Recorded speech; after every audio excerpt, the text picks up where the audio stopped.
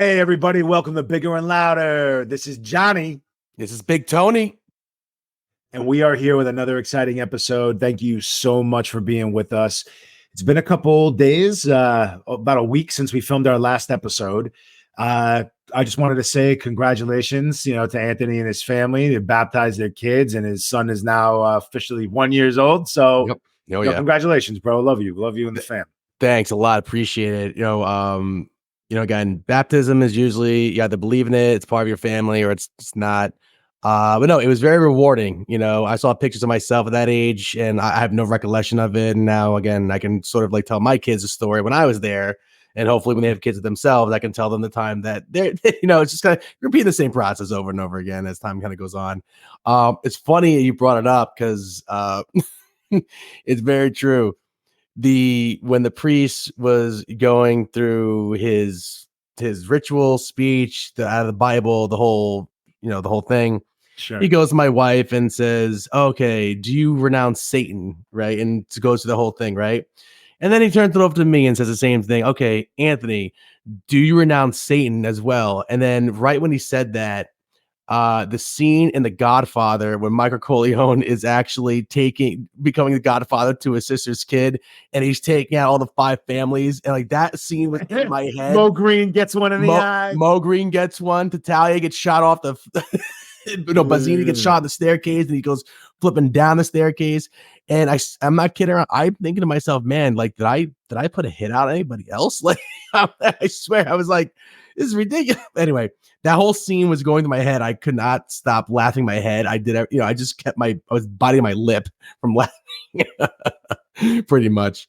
Oh, man. Well, yeah, congratulations, bro. That's awesome, man. I'm glad to hear it. And, after having a week off, we were like, you know what, let's just get back into the swing of things. And I said, Anthony, whatever the fuck you want to talk about, bro, like, let's just throw it out there. So, I'm going to turn it over to you, bro. What's on your mind today, man? What do you want to, let's get it out there. Yeah. And so there's a point to this. So I have family coming up, and I think in our first episode I mentioned there's like an Elm Street, in Stamford, Connecticut, for anyone who's in the area or visiting the area for any business or pleasure. There's a place, it's called Elm Street Diner, and this diner has been on Diner, Drive-Ins, and Dive. And I took my family to this place to go check it out, and they really enjoyed the whole shtick of it, with their really outrageous, food items and the portions and these outrageous desserts you can get that's been on Instagram, etc.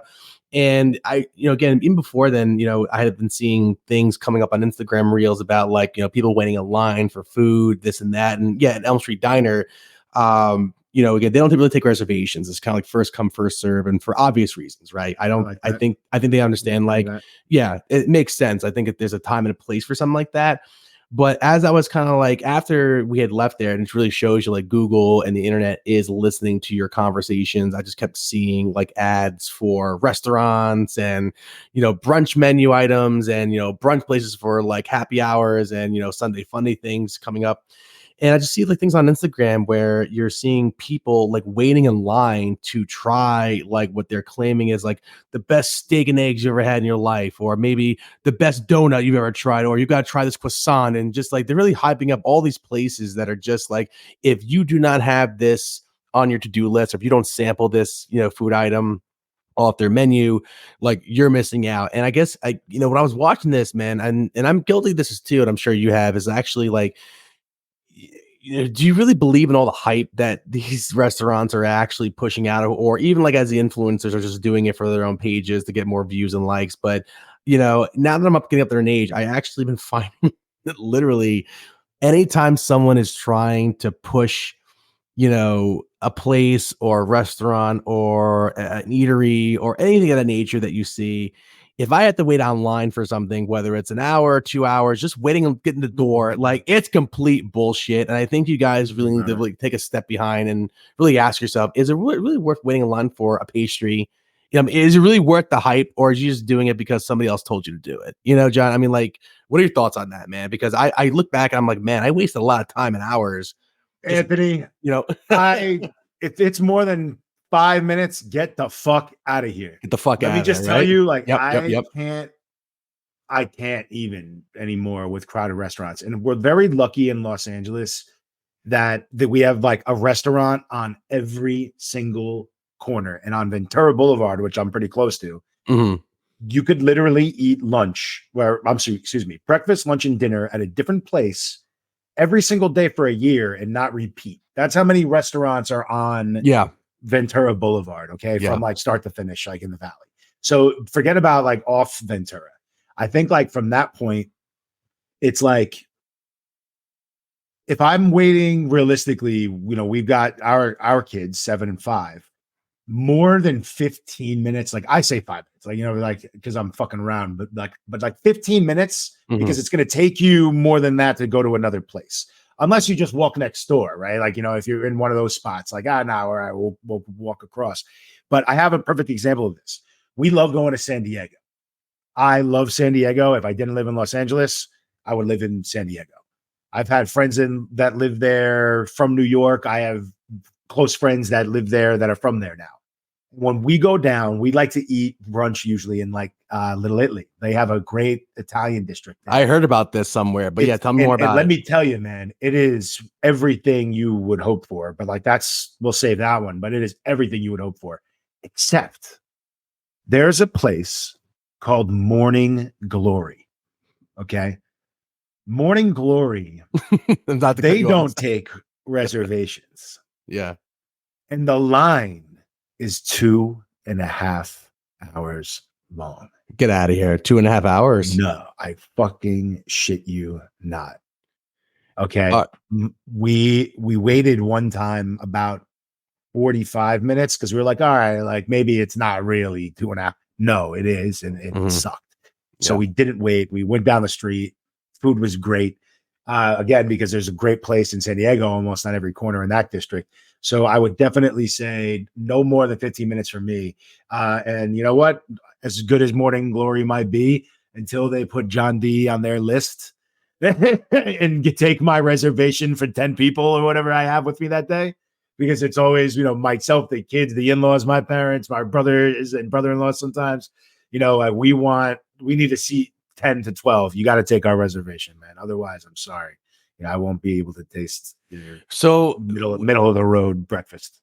with this place, again, is it kind of like, again, based on the size of the party that you get in, or it's literally they're just going to seat it by the app, like the number of people who just come in first come, if that makes sense? Like, I guess, like, why wouldn't they take reservations? Is it big? Is it an establishment big enough to, or is it small where they can't really take reservations? I guess, like, why you've been there, I haven't. So, like, why do you think that they're not having converted to doing reservations? You think? I can't tell you, man. I guess every restaurateur has their reasons, but when you do steady business, you could do whatever you want, quite frankly. Well, You can have sure. whatever policy you want. Like there's a place here in LA. Now, this place is cool, but it's overhyped, I always thought. It's called The Perch. The Okay? perch. It's called The Perch. It's a rooftop bar in downtown LA. They've instituted, this was like a couple months ago now, a security fee, because they decided to now, when you get your bill, add a security fee to it. And people are freaking out. Now, I Mhm. understand, and you and I both, having like worked in security, like know that, yeah, those guys are getting paid pretty decent, like usually in cash at the end of the night. So um I think, like, for me, policies are at the will of whoever's running the place, and unfortunately, like, some people make bad fucking decisions. But I wonder now if they're I would love to check in with these guys and see like how their business has done after a policy like that. So as far Mhm. as like reservations go, I think it's smart to take them for parties like 8 plus, Yeah. right? Like if I had a place, like I wouldn't, like, I'd love to cook. I've always wanted to open a place. I'd go around to your fucking table and chat your ear off, and you'd be like, oh, all right, let me know, let me eat now. Like Rocky But Balboa going to all the yeah, like tables. Yeah, Rocky. tell me a story. So I would keep it more like Satriel's, right? Like where Mhm. it's a coffee shop, you get a sandwich and that's it. Get the fuck out of here, right? Yeah. Like where it's like, but if I did have a place that had, seating potentially for a big party, I would say, hey, if you were having a graduation dinner or coming in for brunch or whatever after, I would take your reservation. And a good example of that here is El Torito, which is like a Mhm. chain Mexican restaurant, but it's Mhm. great. Mhm. We made in my family, my roommate Tara, Erica, Mikey, I think JJ at some point, we all went to El Torito together, and now I still kept that tradition going for Easter brunch, like with my family. We didn't go there this year for Easter, but we went for another Sunday after we went to mass.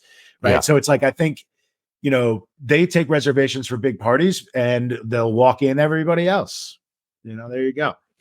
And I have no experience and I'm not an expert, but like, I gotta think like what type of gamble you take as a restaurant when you open up your doors, like how much food you got to push out to make a promise like that. Like we are that good that where we're not going to take reservations where it's kind of first come, first serve, because you got to really have an item that people are going to go nuts for, whether you know that or they know that, they don't know that, if that makes sense.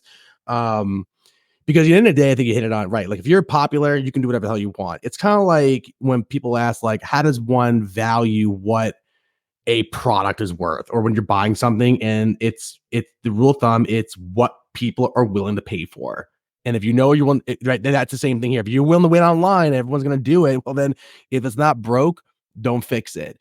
But again, like if you're a starting restaurant and you want to be kind of like that kind of like kid on the block where we are like literally the dudes who can kind of do what we want because we stand by this product. I guess my question is, again, we shoot the shit here.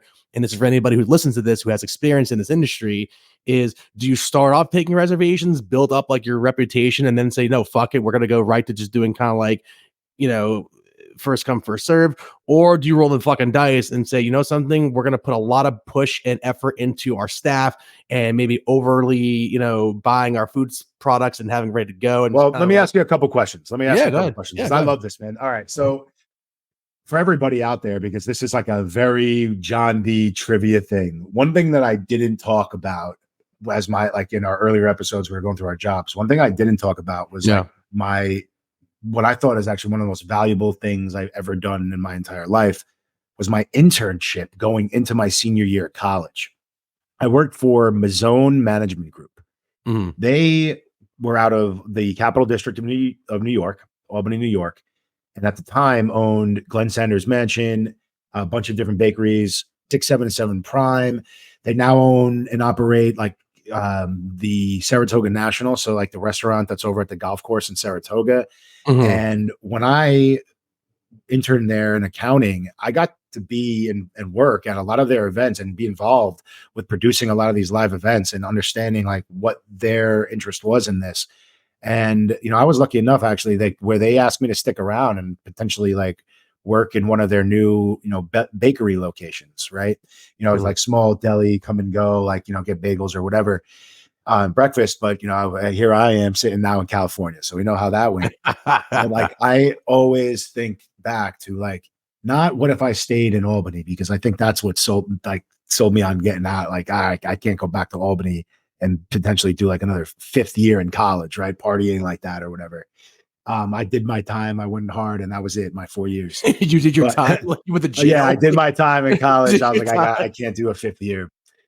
But yeah, being in Albany, New York was kind of a deal breaker for me at the time. And I think ultimately the question I have for you, it's like when you open up a place, you have to ask yourself, like, what are you serving?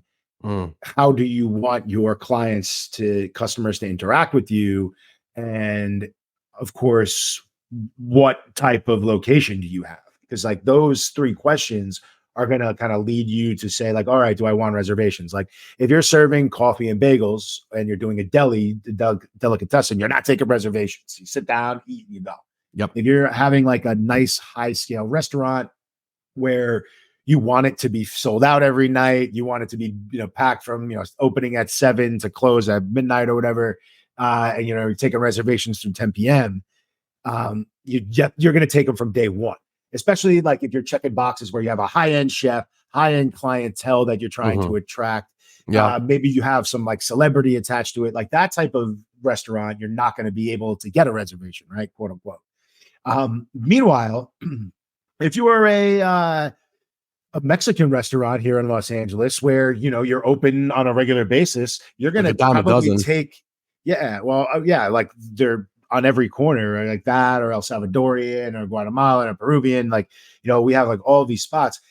You can make reservations if you have a large party and they'll take them for 2, but you typically don't need them because they're large enough places. So I think it's like you have to ask yourself the question, like, what type of place are you gonna?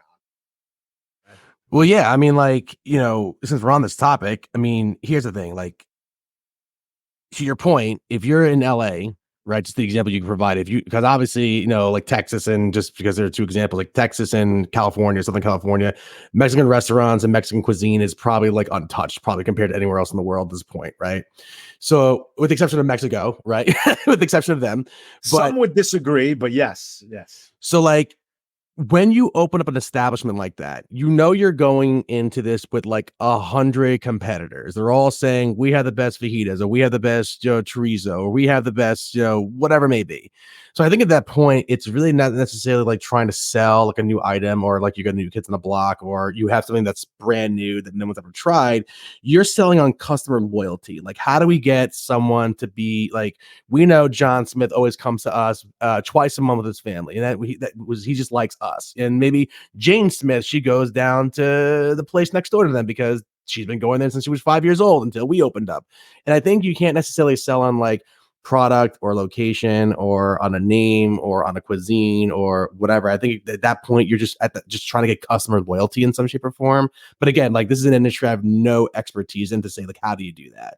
I wouldn't say I'm an expert, but I would say I'm like, I have such an interest in it? Like, right now I'm exploring a bunch of different avenues. And one thing like I was thinking is like, man, I would like to open a place. Like, that's a little bit too risky for us. Well, shit, yeah, man. Like, I think what's the statistic? I think it's like every restaurant. Well, it's like in the first year and a half, you have to. Yeah, it's like more than half of them fail. It's like probably 8 or 9 out of 10. And then now I was just watching something where people are starting to get scared that they're just going to have to either increase their pricing significantly, price gouging, due to, well, no, not price gouging, but like they're going to have to, for example, and this was in Australia, but the gentleman was saying that in Australia right now, a price of coffee, like,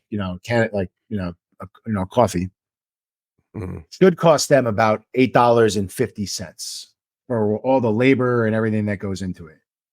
They charge about $5.50. Why is that? Because they can't make such a leap because, one, their customers won't pay it. Two, their customers don't have it like in their pockets to pay. Like, people generally, people are having less money these days. And I think, thirdly, the cost, and most importantly, really here is what I'm getting at, the cost of the raw product, their wholesale has gone up. So buying the bags of coffee, buying like cheese and milk and things for your deli, delicatessen, or your restaurant, like, your produce or your meat or your poultry, like that's all gone up. It's capitalism, right? But the people that are manufacturing this are raising their pricing, but the pressure that puts on the business can't just be made up with directly going to a consumer. And this is very relevant for Los Angeles. We just went up, and the price went up for the minimum hourly wage for fast food workers to $20 an hour here in LA just about a week ago or 2 weeks ago. I, for one, am very for that.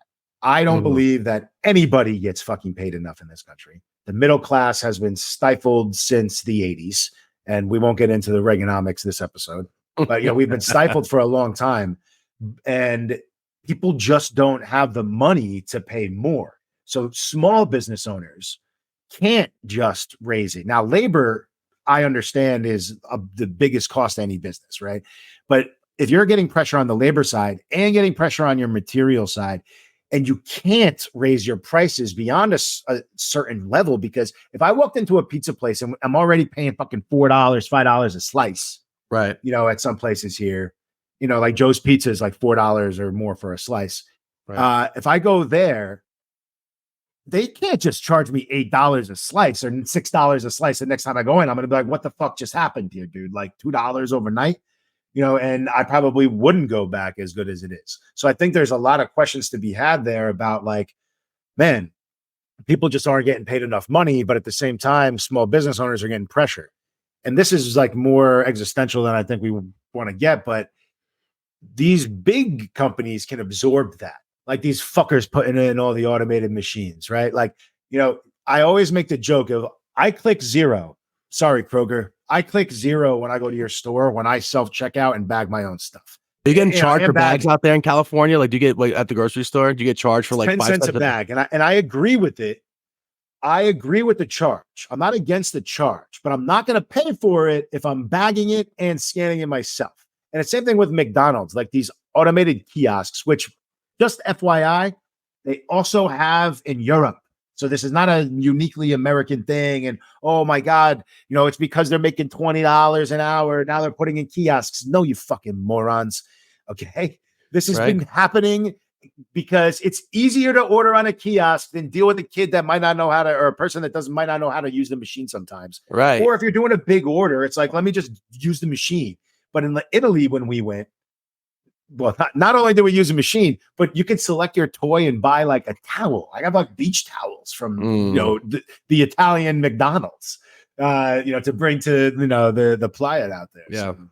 Well, first of all, to something I do agree. So I kind of changed my tune a little bit about the minimum wage thing.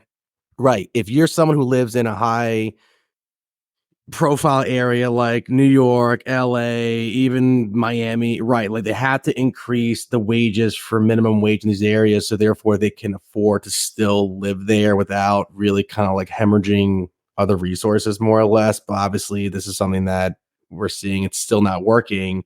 And again, if you give them a higher rate somewhere, and I'm not an expert on this, but we have to use common logic that if we're going to jack up the cost of minimum wage for fast food workers and people in that industry, well, yeah, you need people who are going to gripe over that being like, well, I've been working for this company for so long. How come my wages aren't going up or whatever it may be? But somebody else pays for that, right? It's not free, or it's not, it's the domino effect in some shape or form.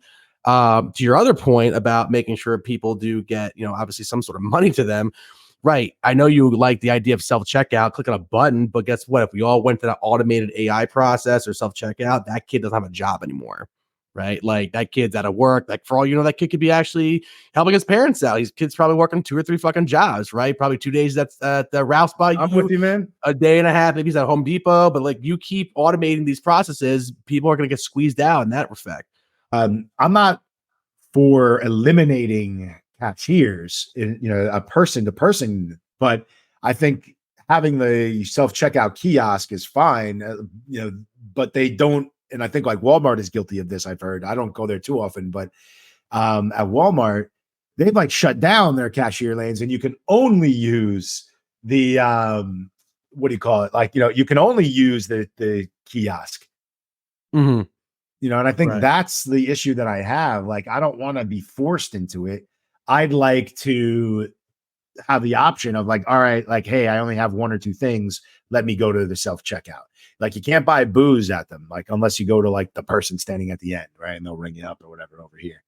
But I think that's my biggest problem. Yeah. Well, something, and this kind of is leading to my next topic, which I think is relevant, and it's really talking about. Well, here's the thing. It's 2-part. It's like, you talk about capitalism, right? And again, like there's pros and again, like I'm for it. I think Are you a capitalist? I'm a capitalist, right? But again, like someone said something very interesting. It was the way they kind of like said it, which this is where like you lost kind of like their credibility. I think they were just saying things, but they started off saying something which made sense, which is like, obviously capitalism is like, if you're a business owner, right, like you reap the benefits, right? Like, because you're taking out the risk to starting your own company, you're paying your employees, blah, blah, blah. So you got to do the things that are right for you because you're the one who takes all the risk, right? If your company fails, right, the worker can then go get a new job, right? And then therefore it's like but you have to incur all the debt, right? However, this guy was saying something which is like, well, America is for, people who want to start their own businesses and obviously, make all the money they can. So he was like trying to say like, well, what if everyone just decided to be an entrepreneur? Meaning I don't work for you, you don't work for that guy, they don't work, no one's working for anybody because everyone wants to be that, rich tycoon. It's like the system then doesn't work at that point, right? But then at some point he lost his argument because he was saying like, well, this is why workers should be getting paid almost the same amount as you, the business owner. And they were like, no, because the worker doesn't incur the debt. If everyone decides to be an entrepreneur and they want to be a businessman or own a company, conglomerate, let's say the whole United States or whoever decides to do that, you don't have any other workers to basically you and your family work at the business that you establish. Right. But if you want to grow to what capitalism says you can do, based upon like, I can make all this money, like this is the land of opportunity, like you don't have to settle for just like a baseline a Sure. number What's your coming through. point? Right. The point is like you need more people to push out your product and services at a faster rate. You got to hire these people to come on. And the guy was saying, well, what if we all just decide to be entrepreneurs? No one's going to work for anybody. Let me bring you back to a time. Yeah. Let's go. Let's like. Ooh, I like we're going this conversation. Before I jump in with the correction. Yeah. Should we shout out our sponsors? Shout out our sponsors. Thank you so much, babe. Jody, I love you. Yeah, all right. All right. There you go. There's one sponsor, folks. Here's our John's wife is our sponsor. Yeah, no, and you're not going to thank your wife, but yes, okay. Well, thank you, Alex, to our other sponsor. Yes, I will thank her myself. So, no, my point here is like, let's go back to a time, Anthony, because what you're painting, and and I'll get to the part about like how our economy has kind of gotten to where I think how it's gotten. What I think you need to understand is like there was a time that's how businesses operated, and it was basically like before the Industrial Revolution. Right. So in the mid to late 1800s, like while we were busy, fucking ourselves during a civil war, England was building their big factories or whatever, smogging up the London skies. So eventually that makes it over to here. And we have like the big boom of, the auto industry and everything else that was going on, General Electric, Ford, GM, these guys that came in and, forget about the, like Chase and, JP Morgan and those guys, the Rockefellers of the world that just owned everything. These guys were the capitalists. These guys were the robber barons, that they were basically owning all of the businesses and they were the ones that started that consolidation here in the States. So before that time, before the Industrial Revolution, like picture like yourself in a village walking through London or, some, American settlement, you would have a blacksmith and his apprentice was probably his son or his daughter, like sweeping up the shop. Or if you had a tanning place, like where, you do the leather, or if you had a saloon, or if you had a jar place where you would jar all the goods, or a cannery or a haberdashery, or, and all of these different things. Like it wasn't bigger than the people that it served. It served that local community. And over time, especially in the United States being so big, those communities grew. And by the time that we had our Industrial Revolution and the turn of the 20th century, 120 years ago, 124 years ago now, like things were much different. And then the capitalism really did kick in. And you can always say that America's been, our economic system is based on capitalism, but we've come to a really dangerous place where our economic system is now pretty much our fucking government. And that doesn't work. Like you're not, you can't be a democracy.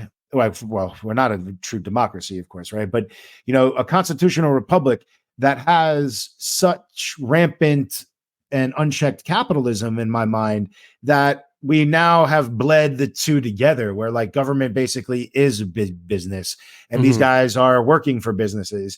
And if you don't think that, you're just a schmuck. But, blue or red, everybody's putting money into their pockets from these mega corporations. So anybody that wants to be a mom and pop shop, good fucking luck. Restaurants aside, because, that to me is probably one of the businesses, like you got to go out to eat if you want to go out to eat. But if you can shop online, go to Walmart, do all this stuff, Anthony, they're like, they have no chance. Like small businesses don't have a chance. No, they don't have any chance. No, I agree. And then just to like kind of to bring this to where I was first interjecting, that's not true anymore. Yeah, like when you had a blacksmith that built his place, bought his shit, built his shit, and sold it, that was completely different than to use our Monopoly buddy as a figment one, because I don't want a billionaires hit squad showing up at my door tomorrow. But like these billionaires now, and any smart business owner, quite frankly, if you can't beat them, join them. You don't put your personal wealth at risk. you're putting an LLC or corporations like a debt, or excuse me, wealth at risk. You're not in profitability at risk. You're not taking that debt on personally. You're not, if your company goes bankrupt, you don't lose your house. If you're like a mega corporation, these guys, it gets all eaten up and put out of the company. Well, So again, you're talking it's completely wrong. Like to think that, oh, not everybody owns their business and they shouldn't get paid the same because there's no debt. Like CEOs and CFOs that get paid tens of millions of dollars, Anthony,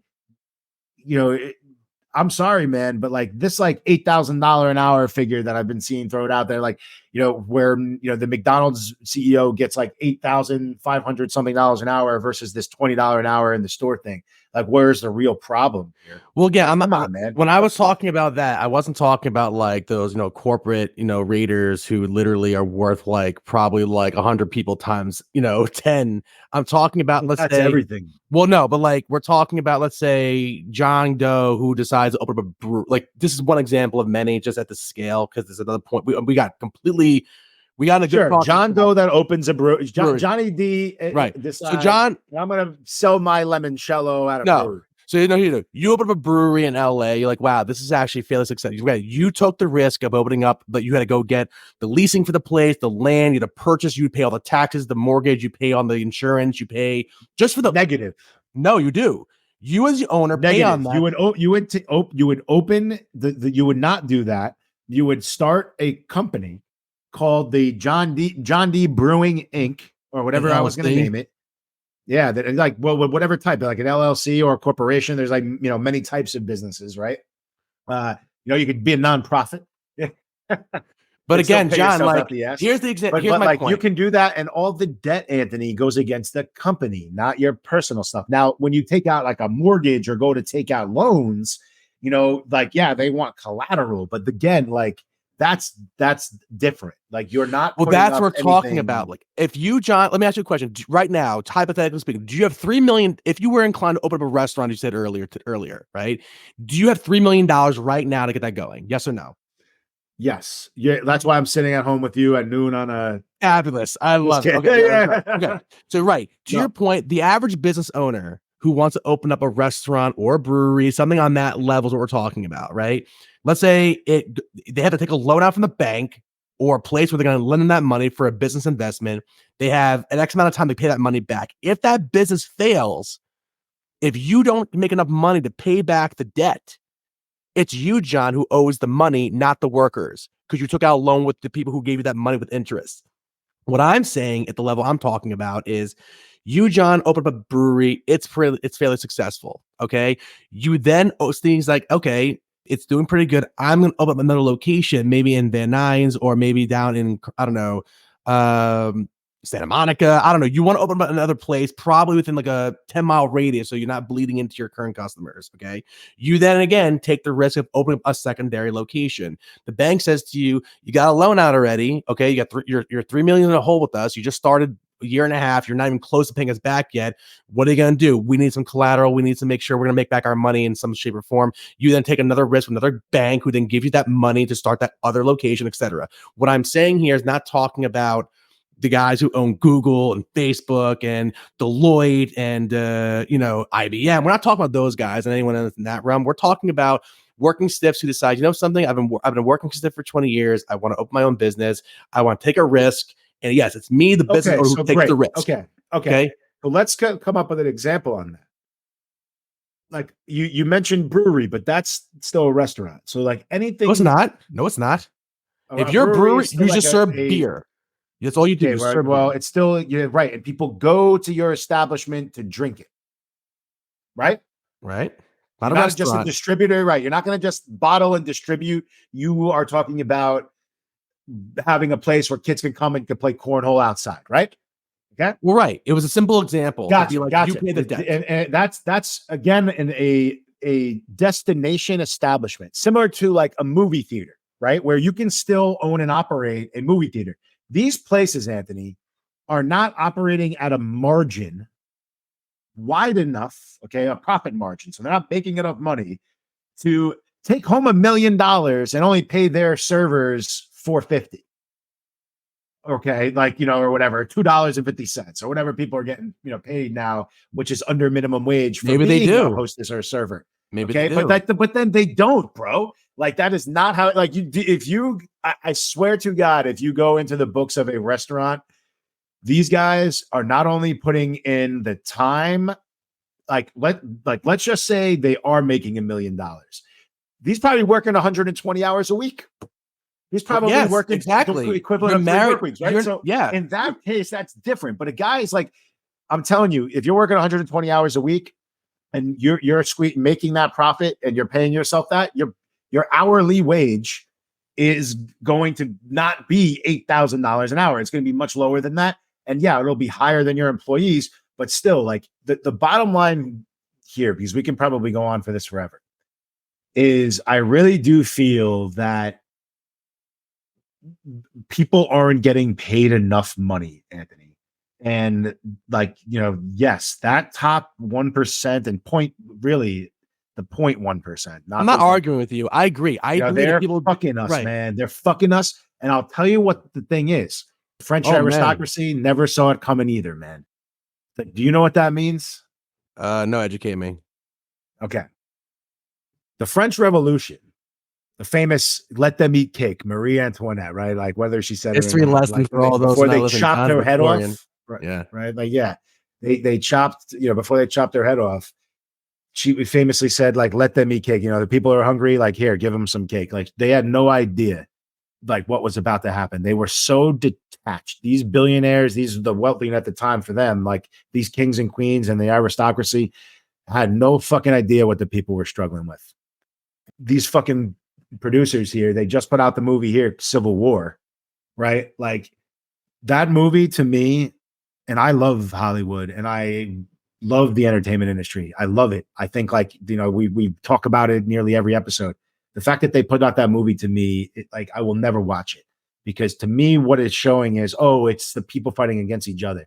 No, my friend, we are not that stupid in this country. And I believe, for better or for worse, whether it's my neighbor down the street here in Los Angeles flying a Trump 2024 fuck you libtards flag, or the guy on the other corner who has his trans flag flying, like, I think if shit goes down, like, they'll be smart enough to understand that it's not each other, it's the fucking people living in the hills, in the gated communities, in the $120 million mansions over in Beverly Hills and Bel Air, that we're gonna go knock on their doors, right? Like, we're not going to knock on each other's doors. And same thing with those fucking Purge movies, which I still am a huge fan of. They paint it like, oh man, like you just said, this guy started a ranch and he wronged me, and I'm gonna go over there and I'm gonna teach him a thing and I'm gonna bang him down. Hell no, you wouldn't. No, you wouldn't, man. Like, I think we would be banding together and being like, should we go over and pay Mr. Musk and these guys a visit? And like, they're $1 billion bunkers. Like, get the fuck out of here, man. So that's where I think, like, people are blind to it, and we want to talk about all these little things that are dividing us here and there. It's all nonsense to me. It doesn't matter. We'll never know this, but if you're in a position like Elon Musk, or if you're in a position like Jeff Bezos, like, again, I don't know, would you be the guy being like, yeah, I'll take a pay cut, I'll cut my $8,000 a minute I make and give that to everybody else? Would you really do that, John? On record, yes. You would? Okay, record, well, absolutely. If I listen, would do greed, like, I would take the more of like the Bill Gates route, and I'm not here gonna jump on his dick, but like, I would take more of the Bill Gates route, where I would like be chopping my wealth down, like, on a historic rate. Like, if I was making billions of dollars, I would be like more of a Rockefeller and put my name on a bunch of fucking walls. Every time somebody went down to like Washingtonville High School, they would see the John D. Dome. Like, they would be playing on the John D. Field and the John D. Dome. And I swear, like, here in LA, like I was always saying when I was with Paramount, I never wanted to leave Paramount until they named the commissary after me. The John D. Gregorio commissary, the 3-time wing eating champ. Like, that was my thing. But shit, I would be donating buildings, libraries, building fucking roads, fixing the fucking problem in Flint, Michigan, dude, with the water that's still been going on for over a decade. yeah. Well, listen, I'll because we're never gonna know. You say you would, I call bullshit. I think you'd be just like anybody else on your fucking damn yachts and fucking like we fucking find fucking like rug, rugs all in your fucking house and your fine china. Quote me, But bro. anyway, Quote me. They gave me. They would never. we're never do gonna this. know. We'll never gonna know. They would because never we're all do this. But hypothetical. like, if they gave me $1 billion, all I would take probably 10 million. That's it. I could take $10 million and invest that in my kids and my friends and my family and my future, and the rest of it would go back to communities around the country. That's $1 the billion, I wouldn't be buying fucking Lamborghinis. I would pay off the mortgage, put a second roof on the house, and probably buy one of my neighbor's places. Right. And that would be it. And I that would is live the- here comfortably in my valley house, Mm. and that would be that, man. And I would again put my name on a bunch of fucking buildings. That is the worst But- fucking lie sack of shit I've ever heard in my life. There's no way you would actually give that money back. You're not. I know you're not Robin Hood who steals from the rich and gives to the poor. Well, again, like that was a long-winded process, John. And again, but I want everyone who's listening to this to stay tuned for part 2 because we totally got derailed. But I guarantee we have more on this topic. So listen, everybody, stay tuned for the next segment on this. And we'll talk to you soon. Bigger and louder. Thanks, everybody.